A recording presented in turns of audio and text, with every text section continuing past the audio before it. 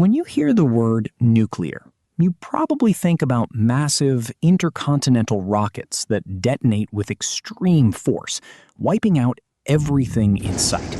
And you are actually right. But folks in the Cold War had other, stranger, and sometimes funny ideas. Engineers from that period called these ideas radiological weapons.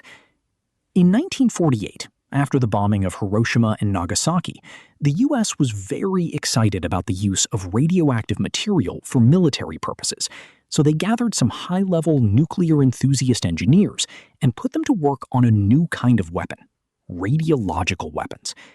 These types of armaments were very different from atomic bombs. Instead of a device that exploded, they were more similar to chemical weapons, like some kind of radioactive dust that aimed to make enemy territory contaminated. And here's the detail that usually makes people's jaws drop the first time they hear it. The Americans didn't stop at the idea of contaminating enemy territory on a massive scale.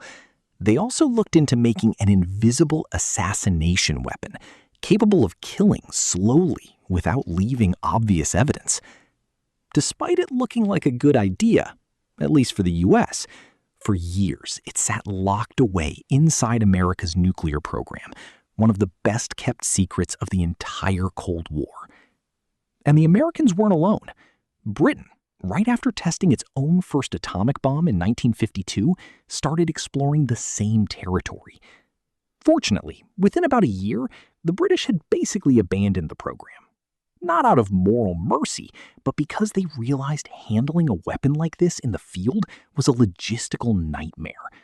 It needed protection for the people handling it, the material was hard to control, and that's exactly the strain of British wartime creativity that produced maybe the most absurd story of the entire Cold War: chicken-powered nuclear mines.